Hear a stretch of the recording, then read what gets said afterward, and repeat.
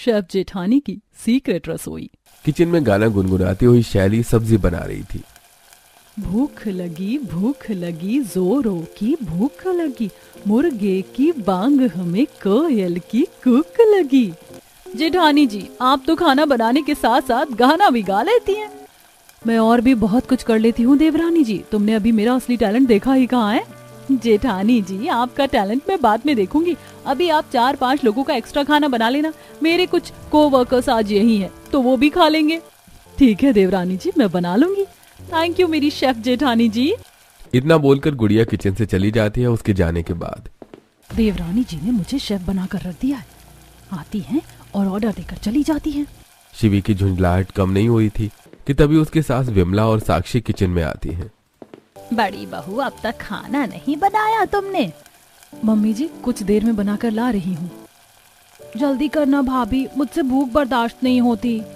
वो दोनों किचन से चली जाती हैं। उनके जाने के बाद शिवी एक थैली से बनी हुई सब्जी कढ़ाई में डालती है और अच्छा हुआ आज मैं दोपहर में ही दोनों टाइम का खाना ले आई थी, नहीं तो मुसीबत हो जाती। बोलती हुई शिवी फटाफट कढ़ाई में सब्जी गर्म करती है और रोटियां सेककर घर से ही लगे गोदाम में जाकर वहां हैंडीक्राफ्ट पैक कर रही अपनी देवरानी और उसकी को वर्कर्स शालू, पूनम, चांदनी और कविता को देती है। जेठानी जी, आपने तो इतनी जल्दी इतने लोगों का खाना बना दिया। मैं ऐसे ही आपको शेफ जेठानी नहीं बोलती। दीदी, आपने कैसे किया? तुम्हें पता नहीं, मेरी जेठानी सुपर शेफ है। वो कोई भी डिश 10 मिनट में बना सकती हैं।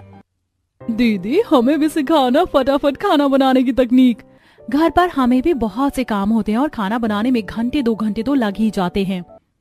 अगर हमें भी फटाफट खाना बनाने की तकनीक आएगी तो हमारा कितना टाइम बचेगा। मेरी तकनीक मेरा सीक्रेट है, जो मैं किसी से शेयर नहीं कर सकती। इतना बोलकर शिवी भी वहां से जाकर डाइनिंग हॉल में बैठे अपने सास ससुर विमला, सुखदेव, दोनों नंदों साक्षी, सपना और बुआ, सास ससुर जानकी और माधव को खाना सर्व करती हैं। अरे वाह बड़ी बहू, हमेशा की तरह आज भी जल्दी खाना बनाकर सर्व कर दिया है तुमने। पता नहीं कैसे करती हो, लेकिन जो भी करती हो कमाल करती हो। मम्मी जी, ये सब आपकी ही देन है। उन सभी लोगों के खाना शुरू करने के तुरंत बाद अब मैं जा रही हूँ रूम में, थोड़ा आराम करूंगी। इतना बोलकर शिवी वहां से अपने कमरे में चली जाती है। भैया, जब से तुम्हारी छोटी बहू ने बिजनेस शुरू किया है तब से तुम्हारी बड़ी बहू कुछ ज्यादा ही आराम नहीं करने लगी है। और कुछ ज्यादा ही जल्दी खाना नहीं बना लेती। अरे वो आराम करती है तो काम भी तो ज्यादा करती है।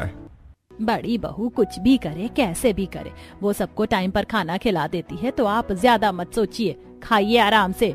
हाँ सही है, हमें क्या करना है।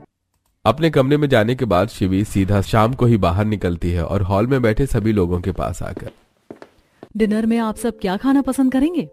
हम सब आज चिकन खाएंगे। ठीक है, आपकी फरमाइश पूरी होगी। बोलती हुई शिवी किचन में जाती है और गैस स्टैंड के बगल वाली खिड़की जैसे दिखने वाला सीक्रेट दरवाजा खोलकर बाहर निकलकर पास ही ठेले में नॉनवेज बेच रहे मोनू के पास जाती है। दीदी, आज क्या पैक कर दूं? मोनू भैया, आज तुम 10-12 लोगों के लिए फ्राइड चिकन पैक कर दो। अभी करता हूँ दीदी। शिवी मोनू से चिकन पैक करवाकर एक बड़ी सी काली थैली में लेकर उसी सीक्रेट दरवाजे से किचन में पहुंच जाती है। कोई देख ले उससे पहले ही मैं फटाफट अपना काम शुरू करती हूँ। सोचती हुई शिवी थैली में से चिकन निकालकर थैली डस्टबिन में फेंक देती है। शिवी गैस चूल्हा जलाकर कढ़ाई रखती ही है कि तभी वहां जानकी और विमला पहुंच जाती हैं। बहू, तुम चिकन बनाने वाली थी ना, लेकिन यहाँ ना तो चिकन दिखाई दे रहा है ना ही मसाले। हाँ, फिक्र मत करिए, मैं 15 मिनट में बनाकर सबको खिला दूंगी। कैसे फिक्र ना करे शिवी बहू, ना तो हमने तुझे बाजार से चिकन लाते देखा और ना ही मसाले, तो फिर तू चिकन बनाएगी कैसे?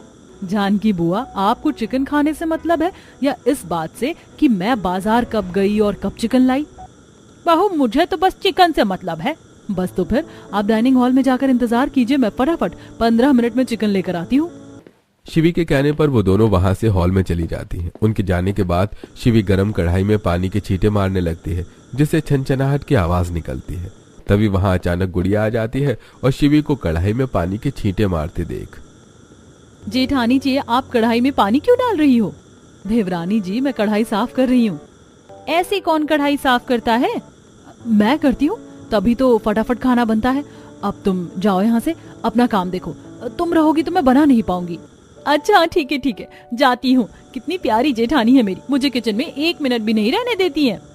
गुड़िया किचन से बाहर चली जाती है और जैसा कि शिवी ने कहा था 15 मिनट में चिकन फ्राई करके डाइनिंग हॉल में बैठे सभी लोगों को सर्व कर देती है।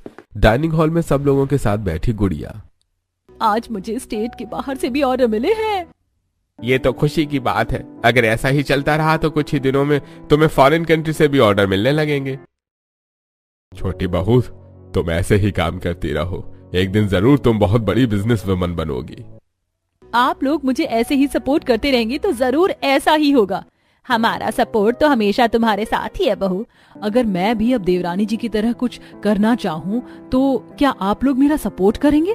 बहू, तुम्हें कुछ करने की क्या ही जरूरत है, तुम तो बस अपना घर संभालो, इसके अलावा तुम कर ही क्या सकती हो। जेठानी जी, आप तो शेफ हो, शेफ बनकर रहो, कहाँ आप मेरी तरह कुछ कर पाओगी। हाँ, मुझे सिर्फ शेफ बनाकर रखो, इससे ज्यादा मैं हूँ ही क्या इस घर के लिए। इतना बोलकर शिवी अपने कमरे में चली जाती है। उसके जाने के बाद ये आजकल बड़ी बहू को होता क्या जा रहा है, जरा सी बात में चिढ़ जाती है। मम्मी, भाभी को जाने दो, चिकन ठंडा हो रहा है। इसी तरह कुछ दिन बीत जाते हैं और शिवी चालाकी से सभी घर वालों को ठेले वाले से लेकर कभी नॉन वेज तो कभी वेज तो कभी रेस्टोरेंट का खाना खिलाती रहती है। एक शाम जब शिवी अपने कमरे में अपनी बेटी विभा को पढ़ा रही थी तभी ऑफिस से उसका पति रुद्र आता है। उसने अपना ऑफिस बैग टेबल पर रखा ही था कि तभी रुद्र, मुझे तुमसे कुछ जरूरी बात करनी है। शिवी, मैं ऑफिस से थका हुआ घर आता हूँ, मुझे कुछ देर तो आराम करने दिया करो, पहुंचते ही शुरू हो जाती हो। पहले मेरी बात तो सुन लो, मैं कहना क्या चाहती हूँ। अरे मुझे पता है तुम क्या कहोगी, पिछले 2 सालों से सुन रहा हूँ। आखिर तुम्हें जरूरत ही क्या है कुछ और करने की? तुम खाना बनाओ, सबको खिलाओ, बस। मैं तो आज तुमसे अपना एक सीक्रेट शेयर करना चाहती थी। एक तरफ शिवी थी जिसकी बात कोई भी सुनने को तैयार ही नहीं था और एक तरफ उसकी देवरानी गुड़िया थी जिसकी बात सुनने को पूरा घर कान खोले रहता था। एक दिन गुड़िया गोदाम में सभी वर्कर्स के साथ हैंडीक्राफ्ट की पैकिंग कर रही थी। तभी शिवी सभी लोगों के लिए चाय लेकर वहां पहुंच जाती है। चाय ब्रेक ले लो, काम तो होता रहेगा। आप बिल्कुल सही समय पर आई हो जेठानी जी, हमें रिफ्यूलिंग और एनर्जी की जरूरत थी और चाय से बड़ा एनर्जी बूस्टर हम इंडियंस के लिए कुछ और हो ही नहीं सकता। वो सभी चाय पीकर फिर से अपने काम में लग जाते हैं। तभी वहां विमला आती है और उन्हें काम करता देखकर, मेरी छोटी बहू कितनी मेहनत करती है। शिवी की तरफ देखकर, बड़ी बहू, तुम यहाँ खड़ी खड़ी क्या कर रही हो? जाओ और अपनी देवरानी के लिए कुछ खाने को बनाओ, सुबह से काम कर रही है, भूखी होगी। मम्मी जी, जिस तरह आप देवरानी की कद्र करती हो, उनसे प्यार से बात करती हो, कभी मुझसे भी कर लेती तो मुझे भी कितना अच्छा लगता। सोचती हुई शिवी वहां से किचन की तरफ चली जाती है। उसके जाने के बाद गुड़िया विमला के पास आती है और, मम्मी जी, मुझे मार्केट में कुछ काम है, मैं अभी आती हूँ। ठीक है, जाओ। गुड़िया वहां से मार्केट की तरफ चल देती है और शिवी भी किचन के सीक्रेट दरवाजे से निकलकर उसी मार्केट में ठेले पर वेज खाना बेच रहे रोहित के पास पहुंच जाती है। रोहित भैया, आज क्या स्पेशल है? अरे आज मैंने आप ही के लिए स्पेशल काजू पनीर, गार्लिक नान और मटर पुलाव बनाया है। ठीक है, 10-12 लोगों के हिसाब से पैक कर दो और 4-5 लोगों के लिए दाल चावल और सब्जी रोटी। दीदी बस 2 मिनट में पैक करता हूँ। आज देवरानी जी की कोवर्कर्स भी तो यही हैं, उनके लिए भी तो खाना बनाना पड़ेगा। रोहित खाना पैक कर ही रहा था कि तभी पास ही की दुकान में गिफ्ट पैकिंग का सामान खरीद रही गुड़िया की नजर शिवी पर पड़ती है। अरे मेरी जेठानी यहाँ क्या कर रही हैं? ऐसा कैसे हो सकता है, वो तो इस समय किचन में खाना बना रही होंगी। गुड़िया शिवी का चेहरा अच्छी से देख नहीं पा रही थी, जिस वजह से लगता है मुझे गलतफहमी हो रही है। नहीं, वो मेरी जेठानी ही है, मैं पास जाकर देखती हूँ। जैसे ही गुड़िया शिवी के पास जाने के लिए 2-3 कदम बढ़ाती है, वैसे ही काली थैली में खाना लेकर शिवी वहां से जाने लगती है, उसे जाता देखकर। अरे वो तो जा रही है, लेकिन शक है तो शक तो दूर करना ही होगा ना। अभी घर जाकर अपना शक दूर करती हूँ।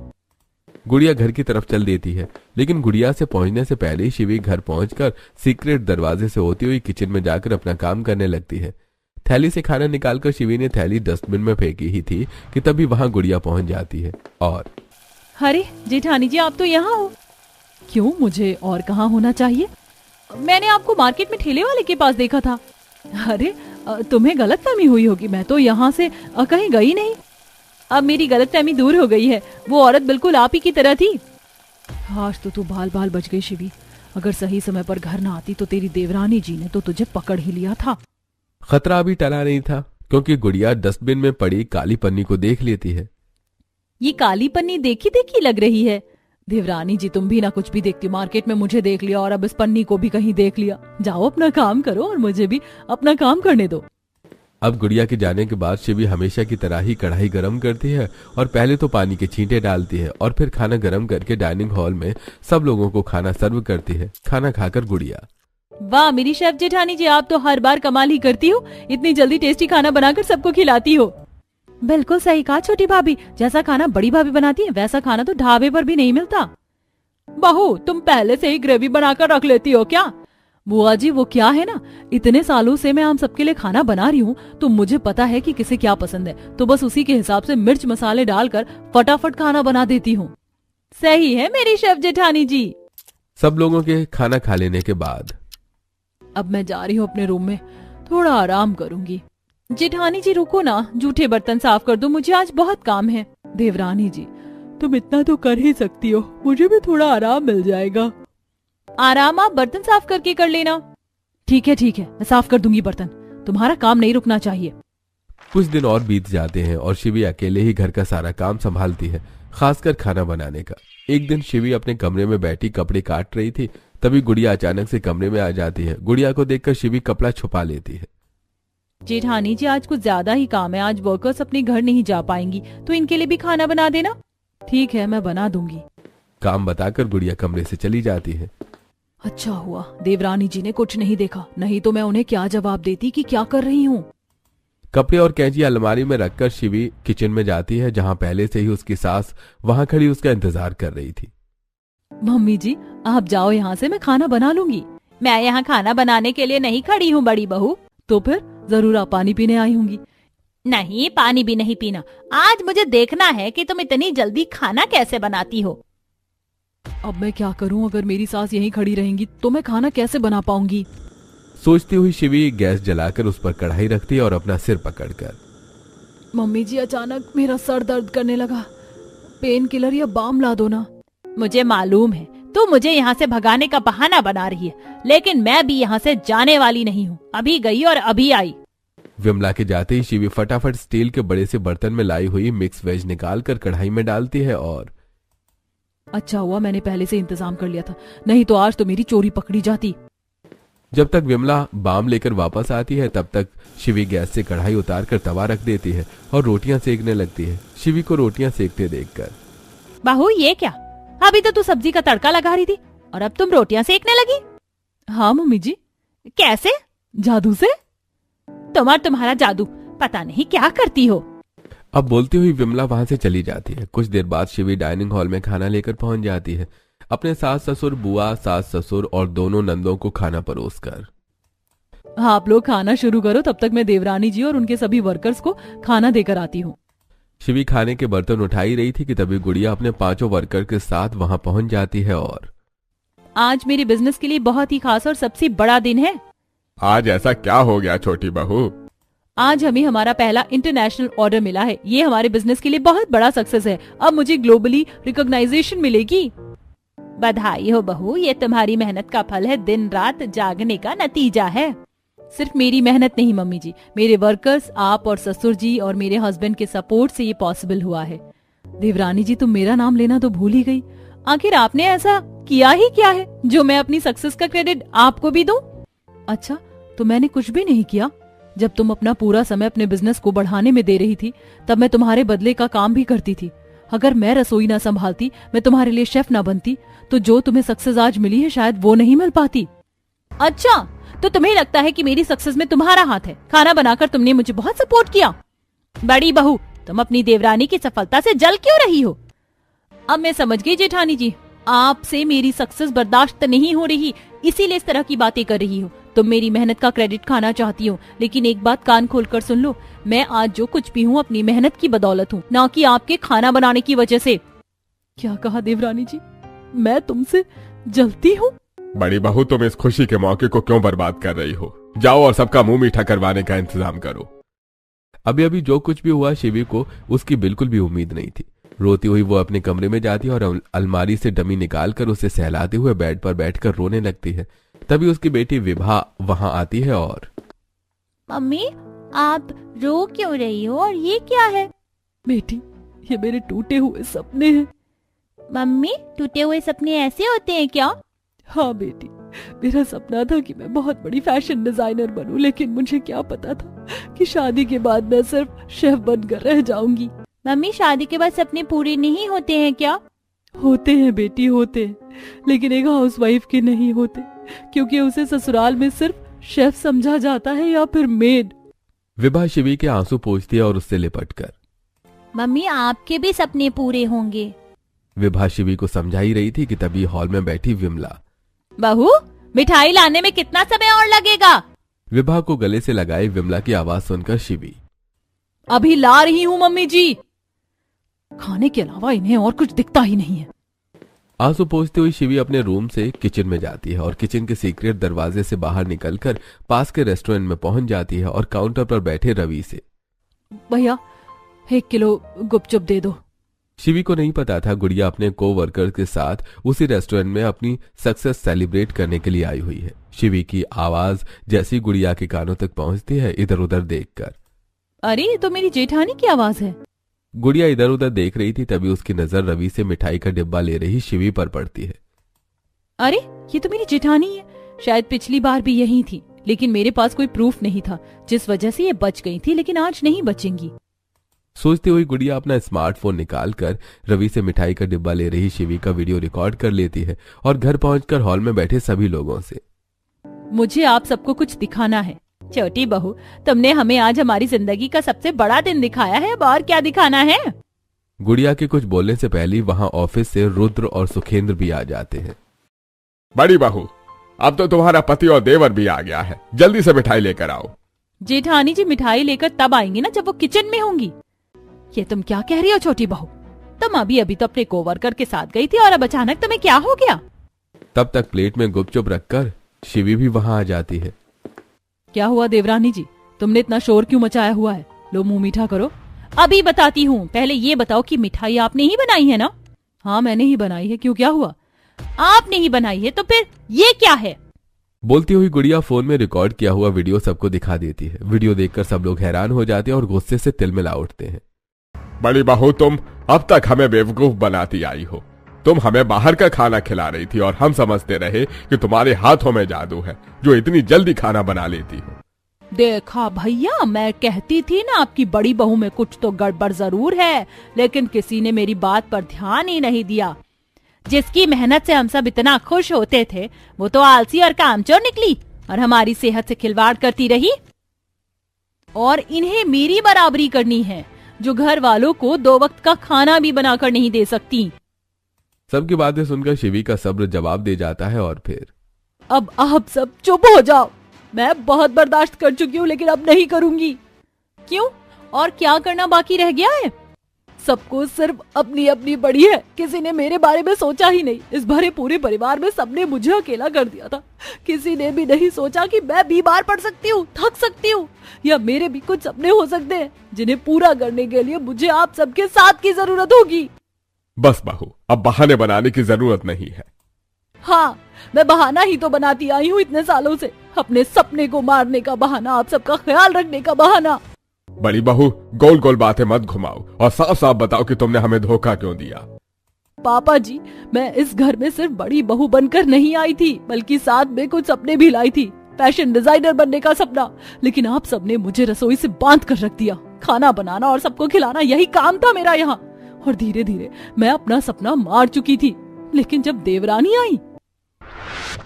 जिस दिन गुड़िया ने पहली बार ससुराल में अपने सपने के बारे में बात की थी, उसी दिन शिवी का सपना फिर से जिंदा हुआ था। उस दिन सभी लोग डाइनिंग हॉल में बैठे खाना खा रहे थे, तभी मैं आप सबसे कुछ कहना चाहती हूँ। हाँ कहो। मेरा सपना है कि मैं बिजनेस करूँ। अगर आप लोग सपोर्ट करें तो मैं शुरू कर सकती हूँ। हाँ तुम बिल्कुल करो, मैं तुम्हारा सपोर्ट करूंगी। अगर एक जेठानी अपनी देवरानी का सपोर्ट कर सकती है तो भला सास ससुर कैसे पीछे रह सकते हैं। हमारा भी तुम्हें पूरा सपोर्ट है। और हम दोनों नंदे भी आपके साथ हैं छोटी भाभी। अरे पति पत्नी तो साइकिल के 2 पहिए होते हैं, तो फिर मुझे तो तुम्हारे साथ चलना ही होगा। और मैं भी तुम्हारे साथ ही हूँ। ये जानकर मुझे बहुत खुशी हुई कि आप सब मेरे साथ हैं, लेकिन अब लेकिन क्या बहू? बिजनेस करूंगी तो घर का काम करना और खाना बनाना मेरे लिए मुश्किल होगा। मैं टिपिकल हाउसवाइफ नहीं बन पाऊंगी। तुम फिक्र मत करो, मैं हूं ना, मैं संभाल लूंगी सब। गुड़िया फैमिली सपोर्ट से अपना बिजनेस शुरू करती है और एक दिन हॉल में बैठे सभी लोगों के पास आकर, आज मुझे पहला ऑर्डर मिला है। गुड़िया, ये तो बस शुरुआत है, धीरे धीरे तुम्हारा बिजनेस चल पड़ेगा। सब लोगों ने देवरानी जी का सपोर्ट किया तो मेरा भी करेंगे, सोचकर शिवी। अगर आप लोग सपोर्ट करें तो मैं भी फैशन डिजाइनर बनना चाहती हूँ। बड़ी बहू, अब तुम फैशन डिजाइनर बनकर क्या करोगी? अब तुम घर संभालो, इतनी सारी जिम्मेदारियां हैं तुम्हारे सिर पर, तुम कहाँ इन सब चक्करों में पड़ रही हो? हाँ जेठानी जी, जरूरत ही क्या है आपको फैशन डिजाइनर बनने की? छोटी बहू तो काम करती ही है, तुम भी अगर काम करने लगोगी तो फिर घर कौन संभालेगा, खाना कौन बनाएगा? अब तुम सिर्फ घर संभालो, ये सपनों के पीछे भागने का चक्कर छोड़ दो। सब लोगों की बात सुनकर शिवी अपने कमरे में चली जाती है और मैं अब अपना सपना नहीं छोड़ सकती, बहुत हो गया दूसरों के लिए जीते जीते, अब मैं अपने लिए जीना चाहती हूँ। शिवी ठान चुकी थी कि अब वो फैशन डिजाइनर बनकर ही रहेगी। वो तुरंत मार्केट जाती है और वहां से एक डमी और कपड़ों के कुछ थान खरीद कर ले आती है। सभी घर वाले और रुद्र से छुपकर शिवी अपने कमरे में नए नए डिजाइन में कपड़े सिलती है और घर का पूरा काम करती है। एक दिन जब शिवी अपने कमरे में कपड़े काट रही थी तभी हॉल में बैठी विमला। बड़ी बहू, आज सारा दिन कमरे में ही पड़ी रहोगी क्या? खाना कब बनाओगी? विमला की आवाज सुनकर शिवी फटाफट किचन में जाती है और मैं बना रही हूँ खाना। शिवी आलू छीलने लगती है। मेरी पूरी जिंदगी किचन में ही बीती जा रही है, मैं अपना कुछ नहीं कर पा रही हूँ, मैं क्या करूँ? शिवी खुद से ही बातें कर रही थी तभी अचानक से खिड़की खुलती है और तेज हवा का झोंका अंदर आता है। इतने सालों से मैं ये खिड़की खोलने की कोशिश कर रही थी लेकिन नहीं खुली, आज इसे भी मेरा काम बढ़ाना था। झुंझलाई शिवी जैसे ही खिड़की बंद करने की कोशिश करती है उसके पास रखी प्लाई गिर जाती है और उसे दिखती है एक कुंडी। शिवी कुंडी खोलती है तो दरवाजा बाहर की तरफ खुल जाता है और उसकी नजर पड़ती है रोहित के ठेले पर। ये तो दरवाजा है। शिवी दरवाजा खोलकर खड़ी थी कि तभी हॉल में बैठा सुखदेव।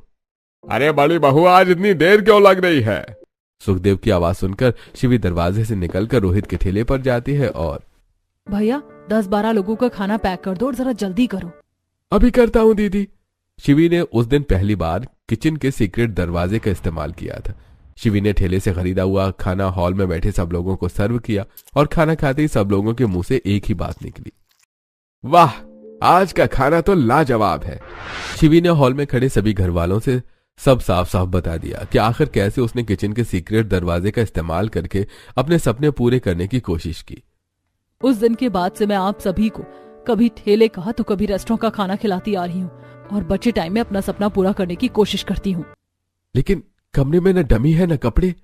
जब आपको मेरी आंखों में मेरे सपने ही नहीं दिखे तो फिर डमी और कपड़े कैसे दिखते? वो मैं आपसे छुपा कर रख दी थी।